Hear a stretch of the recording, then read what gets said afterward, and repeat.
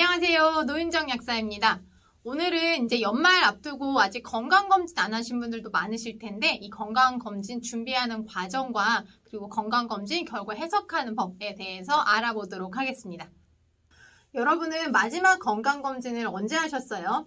저는 이제 2020년에 원래 해야 되는데 못해서 올해 6월에 국가건강검진에서 진행하는 일반 건강검진을 진행했는데요. 국가건강검진은 일반 건강검진과 암검진 두 가지로 나뉘어요. 이제 암검진 같은 경우는 연령과 성별에 따라서 그 검진을 하는 내용들이 달라지고요. 일반 건강검진 또한 나이에 따라서 조금씩 달라져요. 생각보다 일반 건강검진만 잘 하시더라도 우리가 건강에 대해서 얻을 수 있는 정보가 굉장히 많은데 이것을 지나치고 무시하는 분들이 생각보다 많아서 오늘은 거기에서 좀 이야기를 해보려고 합니다. 우선 일반 건강검진은 2년에 한 번씩 시행하는데요. 대상을 먼저 보면 비사무직의 경우에는 매년 진행합니다. 대상 같은 경우는 지역 세대주, 직장 가입자, 만 20세 이상의 세대원과 피부양자, 그리고 만 19세에서 64세의 의료급여 수급권자를 대상으로 해요.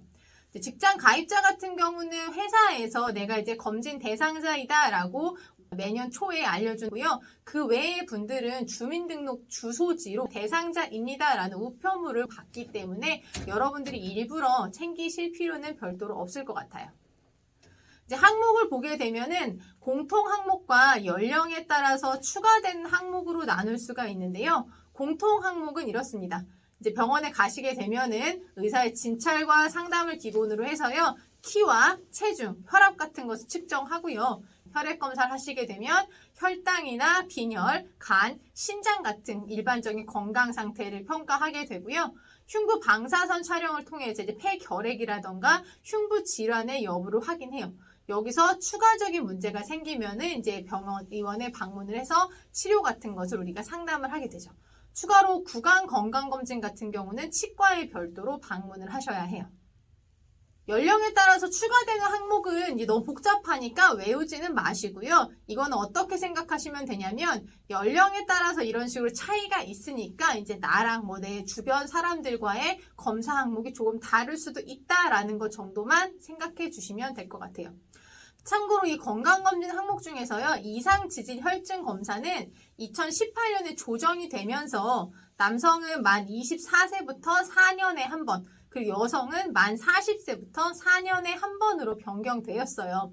저 같은 경우에도 2016년 검사까지 결과가 있는데 이제 그 이후에는 검사에서 아예 결과에서 배제된 상황이에요.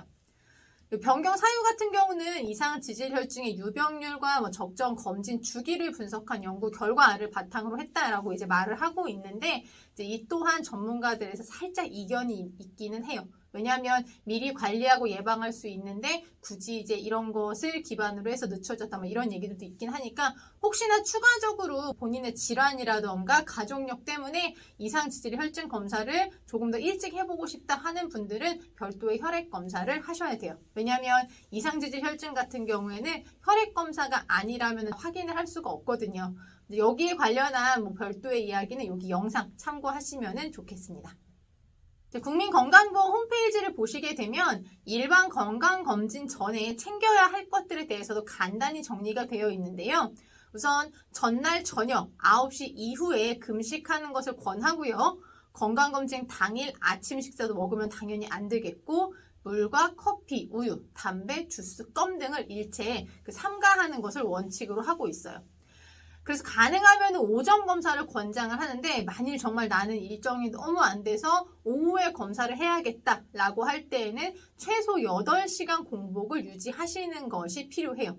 8시간 공복을 지키지 못했을 때에는 검사 결과가 영향을 줄 수도 있기 때문에 이 부분은 좀 신경을 쓰셔야 할 것 같습니다. 이제 건강검진을 하시게 되면은요, 15일 이내로 이제 문진표에 작성하셨던 주소로 우편물을 받거나 아니면 메일로 결과를 받을 수가 있는데요. 저 같은 경우는 보통 우편물로 받는 편이에요. 그래서 이제 한 번 더 보고 그 이후에 추가로 보고 싶다라고 할 때에는 애플리케이션 요새 많거든요. 그래서 건강검진 기록을 10년치까지 내가 볼 수 있는 앱들이 있어서 저는 그것을 활용을 해서 추가적인 어떤 내용들을 조금 더 보는 편입니다. 이제 애플리케이션 활용에 대한 것은 제가 블로그에 따로 정리를 해 놓아서 이 밑에 그 링크 달아 놓을 테니까 그거 참고로 한번 봐주세요. 건강검진 결과 해석은 그렇게 많이 어렵진 않아요. 이제 오늘은 이해를 좀 돕기 위해서요. 저와 이제 남편의 건강검진표를 보여드리면서 설명을 드릴게요. 이게 종이보다는 애플리케이션 화면으로 보는 게 편해서 오늘 건 캡처 화면으로 제가 많이 보여드릴 거니까 같이 봐주시면 좋겠고, 저희는 비케어라는 앱을 사용을 하고 있어요. 그리고 전 우선 만 40세 이하여서 이상지질혈증 검사가 올해 한 거엔 없고 남편은 지금 들어가 있는 상황이에요. 아까 말씀드렸죠. 이상지질혈증은 남자는 만 24세부터 그리고 여자는 만 40세부터 4년에 한 번씩 검사를 진행하게 됩니다. 제 거를 보게 되면 2021년 6월 10일에 진행을 했고요. 전체적으로 다 정상이에요. 너무 건강한 결과라 해석이 의미가 없을 수도 있지만 본인의 검사 결과제와 비교하면서 여기서 이런 정보를 얻을 수 있구나라는 걸 봐주시면 좋을 것 같아요. 키와 체중을 공개를 하게 되네요. 부득이하게. 근데 지금 이때보다 살이 좀 2kg 정도가 쪘어요. 그래서 체질량 지수가 지금은 한 20.1로 나오게 됩니다. 근데 역시나 정상 범위가 되겠죠. 여기 애플리케이션 같은 게 좋은 게 옆에 자세히 같은 버튼을 누르시게 되면은 이 앱 같은 경우에는 성별과 연령에 따라서 어느 정도로 이제 분포가 되어 있는지를 함께 보실 수가 있어요. 시각은 제가 안경을 쓰고 있어서 교정 시력이고요. 매년 크게 변동이 없다면 크게 걱정하진 않으셔도 돼요. 근데 이제 검사에서 시력이 왔다 갔다 한다라거나 올해 작년보다 대폭 감소했다 이럴 때에는 안과에 가서 검진을 하는 것이 필요하시겠죠. 그 다음은 청각도 정상으로 넘어가고요. 고혈압 같은 경우에는 이날은 제가 도착해서 많이 쉬지 않고 했나 봐요. 잠깐 보여드리면 저는 원래 보통 혈압이 이런 식으로 나와요. 2013년, 16년, 18년, 21년 검사 수치를 보시게 되면 대략 수축기 혈압 100 그리고 이완기 혈압은 65에서 70을 왔다 갔다 하는데 이날 같은 경우는 수축기 혈압이 조금 높게 나왔더라고요. 이유는 잘 모르겠어요. 정확히는. 근데 어쨌든 여전히 정상 범위인데 제가 요 전에 술을 좀 먹었나? 그거는 정확히 기억이 잘 나지 않네요. 어쨌든 이 정도 수치는 크게 걱정하실 필요는 없어요. 가족력이 아주 있지도 않고요. 근데 만일에 여기서 위험 단계로 나온다 이럴 때는 꼭 병원에 가셔야 하고요. 위험 단계가 아닌 이제 관리 단계로 보게 된다면 이럴 때는 코엔자임 Q10과 같이 혈압 관리에 도움을 주는 건강기능 식품이나 아니면 운동이나 체중 관리 등을 통해서 식단도 마찬가지고요. 우리가 혈압이 더 높아지지 않도록 관리하는 것이 필요하겠죠. 그 다음은 신장질환이에요. 이제 신장은 혈액의 노폐물을 여과해서 소변으로 배출하는 역할을 하는데요. 만일에 신장에 문제가 생기면은 이제 신장에서 여과되지 않아야 할 단백질이나 혈구 등이 소변에 나오게 돼요. 그래서 지금 요 단백이 만일에 양성으로 나온다라면은 신장의 여과 기능에 문제가 생겼을 수 있어서 이때는 꼭 병원에 방문해서 상태 점검을 하셔야 돼요. 병원에 지금 아마 가시게 되면은 일시적으로 그랬을 가능성도 있지만 실제 다른 치료가 필요한 상황일 수도 있기 때문에 그 구분을 위해서는 정확히 병원에 방문을 하셔야 합니다. 그 다음은 빈혈 검사인데요. 이것도 놓치고 계신 분들이 굉장히 많을 것 같아요. 일단 빈혈은 혈색소, 즉 헤모글로빈 수치를 보는 건데요. 이제 빈혈의 원인이 다양합니다만 이제 철이 부족하게 되면은 이 헤모글로빈의 합성이 잘 되지 않기 때문에 이제 철 결핍성 빈혈이 장기화되면은 아무래도 이 온몸 구석구석 산소 전달이 잘 되지 않다 보니까 피로감이라던가 무기력함이라던가 운동 능력이 떨어진다거나 가슴이 약간 두근거리는 증상이 나타나실 수도 있어요. 그리고 집중력도 떨어지고 너무 심하게 되거나 장기간 진행되면 또 어떤 분들은 이 입에 양옆이 갈라지면서 손톱의 광택이 좀 사라지고 약간 숟가락 모양으로 손톱이 변형되는 증상이 나타나기도 해요. 이런 식의 철 결핍 증상 같은 것들을 해소를 하려면 반드시 철분제를 먹어서 이 기간은 최소 3개월에서 6개월 먹어야 치료가 가능하다라고 예전에 한번 제가 영상에서 말씀드렸었는데 이것 또한 더 자세히 알고 싶은 분들은 여기 별도의 영상을 참고해 주시면 좋을 것 같습니다. 다음은 당뇨 검사예요. 공복 혈당을 보는 건데 이게 제 생각에는 제일 중요할 것 같아요. 보통 공복 혈당이 100 미만이면은 정상이고요. 이제 100에서 125 이 상태를 공복 혈당 장애라고 하는데 이때에는 아직까지 뭐 당뇨약을 처방을 하진 않습니다. 그런데 이 상태를 만일에 그냥 둔다라고 한다면 한 5에서 8%가 1년 안에 당뇨병으로 진행이 되고요. 조금 더 길게 추적 관찰을 하게 되면 5년에서 7년 안에 한 50%의 분들은 당뇨병으로 진단이 된다고 해요. 그래서 이 공복혈당 장애를 잘 관리하는 것이 필요하다라는 걸 지속적으로 강조를 하고 있는 거죠. 만성 신장 질환 같은 경우도 마찬가지로 신장 상태 평가를 하는 건데 역시나 여기에 뭐가 문제가 있다라면은 무조건 병원 가셔야 돼요. 너무 무시하지 마시고요. 그 다음은 간장 질환 검사예요. 이제 뭐 간 질환 검사하는데 어떻게 혈액 검사에서 알 수 있어? 이런 거 가끔 궁금해하시는 분들이 있는데요. 지금 일단 이 세 가지, 특히 AST, ALT는 간세포에 많이 존재하는 효소인데요. 간세포가 파괴가 되면, 이제 간세포가 손상돼서 파괴되면 이 효소들이 혈액 중으로 방출량이 높아져서 혈액 검사를 했을 때 이 수치가 높으면 간이 손상되었다 이렇게 판단을 하는 거예요.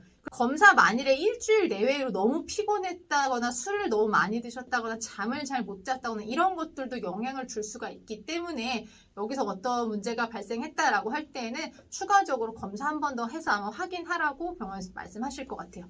근데 이제 병원 다녀오고 나서도 환자분들이 약간 갸우뚱하시는 수치 중에 하나가 감마 GTP인데요. 이제 감마 GTP 같은 경우는 쓸개간에 많이 존재해서 여기가 높다라고 할 때에는 주로 이제 간이나 담도에 문제가 생겼을 때 빠르게 반응을 하는 거라서 이 수치가 높으면 주로 담독의 이상을 의미하는데요. 이 또한 이게 간에만 존재하는 게 아니라서 이게 높다고 무조건 간에 문제가 있는 것은 아니에요. 그리고 이 수치 같은 경우는 그 술을 자주 드시는 분들 같은 경우에는 알코올에 조금 더 예민하게 반응하는 경향이 있습니다. 그래서 이 만일에 감마 GTP가 높은데 병원에서 아무 약도 처방해주지 않고 술 조금 줄이시고 뭐 너무 피곤하게 살지 마세요. 이 정도 얘기해 주셨으면은 그래서 그랬구나라고 생각해 주시면 될 것 같아요. 만일 그 약을 먹어야 될 정도면은 처방을 해 주실 거고 그게 아니라 일시적으로 왔다 갔다 할 수 있는 범위의 거면은 생활 습관 관리를 어떻게 해라라고 조언을 주실 거예요. 이번 같은 경우는 이제 제 남편 결과인데요. 나머지는 저랑 정상 범위에서 아주 크게 차이가 안 나서 저한테 올해 검사 결과에 없었던 이상 지질 혈증을 보도록 할게요. 제 이상 지질 혈증의 진단 기준은 지금 보여드리는 화면과 같은데요. 만일에 뭐 심혈관 질환 위험 인자가 있다거나 뭐 당뇨병 같이 기저질환이 있으시다거나 할 때에는 그 질환이 없는 사람들과 비교해서 관리 기준이 조금 더 낮아질 수가 있다라는 것 기억해 주셨으면 좋겠습니다. 제 남편 기록을 보게 되면 연도별로 내용이 이런데요. 일단 총 콜레스테롤이 살짝 높아요. 약간 좀 높게 나와 있는 편이고요. 그리고 우리가 좋은 콜레스테롤이라고 말하는 HDL 콜레스테롤 같은 경우는 이제 40 아래면은 남자분들은 위험 요소로 들어가는 건데 거기에 아주 해당되진 않고 있고요. LDL은 살짝 그 경계를 왔다 갔다 하고 있습니다. 근데 여기서 이제 조금 특이했던 건 중성지방 수치였는데요. 그 전까지 보시게 되면 아주 높지 않았어요. 근데 이제 올해 같은 경우에는 좀 높게 나왔더라고요. 그래서 뭐가 달라졌지라고 생각을 곰곰이 하다 보니까 저희가 이제 돌솥밥을 해먹기 시작한 지가 한 1년 반쯤 됐는데요. 아침 저녁으로 그래서 밥을 해요. 밥을 하고 그 나오는 누룽지를 거의 1년 반 동안 먹었던 그 영향이 꽤 있었겠다라는 판단이 좀 들더라고요. 중성지방은 아무래도 우리가 먹고 남은 에너지, 고열량이 많이 쌓이는 거다 보니까 그 영향도 좀 있었었고 뭐 돌솥밥도 돌솥밥인데 생각해보니까 운동량이 코로나 이후에 많이 줄어들기도 했어요. 원래 운동을 좋아해서 많이 하던 사람이었는데 그러다 보니까 그런 것들이 좀 영향을 주었지 않나라는 생각이 들어서 뭐 이 수치를 보고 일단은 아쉽지만 누룽지 간식을 좀 끊고 그리고 오메가3를 보충제로 추가하는 방식으로 생활습관 관리를 이제 막 시작을 했어요. 이상지질증은 4년에 한 번이기 때문에 내년엔 그냥 저희가 사비를 들여서 한 번은 검사를 해서 건강관리가 잘 되고 있는지 한번 점검할 필요가 있지 않을까라는 생각이 들긴 했었어요. 그래서 지금 저희 남편 같은 경우에도 다른 데는 문제가 없는데 이상 지질 혈증에서 살짝 아주 많이 높진 않거든요. 그래서 그냥 그런가 보다 하고 있었는데 어느 날 집에 갑자기 이런 우편물이 왔습니다. 여기 보면은 누구누구님은 현재 대사증후군 주의 단계입니다. 그래서 신랑이 깜짝 놀라서 저한테 전화가 왔어요. 이게 대체 뭔 얘기냐? 저 처음 받아봤거든요.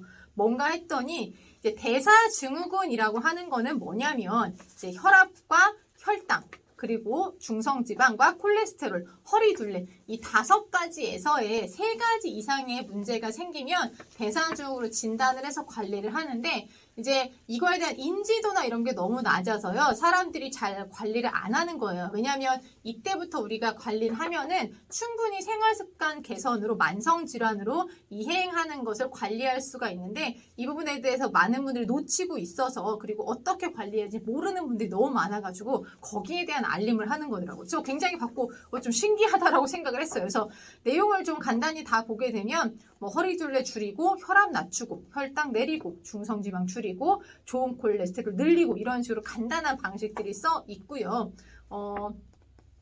여기 보시게 되면 뭐 1개에서 2개는 주의 이제 그래서 지금 저희 남편 같은 경우는 주의 단계라고 온 상황이고요.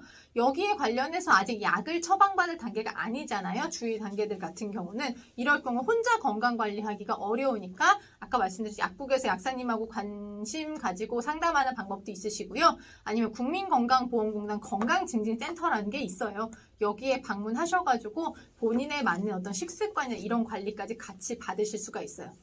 제가 이제 주변에 보게 되면 그런 경우 굉장히 많잖아요. 우리가 야채, 과일 좋다는 거 알고 술 적게 먹어야 된다는 거 알고 운동도 좋은 거 아는데 항상 이런 것들을 언제 아프고 난 이후에 우리가 생활 습관으로 가져가는 경우들이 너무 많은 거죠. 꼭 그럴 필요는 없잖아요. 그쵸? 이런 주의 문구 받으신 분들 있다면은 오히려 놓치지 마시고 본인 건강 관리에 조금 더 적극적으로 관심을 가지고 우리가 건강한 삶을 같이 살았으면 좋겠습니다. 오늘은 건강검진 전에 준비해야 할 것들과 그리고 건강검진 표를 보고 우리가 관리해야 되는 것들에 대해서 알아봤는데요. 오늘의 정보가 여러분들한테 도움이 되었으면 좋겠고요. 노약사는 언제나 여러분의 신나고 활기찬 삶에 도움이 되는 건강정보로 다시 돌아오겠습니다. 오늘도 건강한 하루 되세요.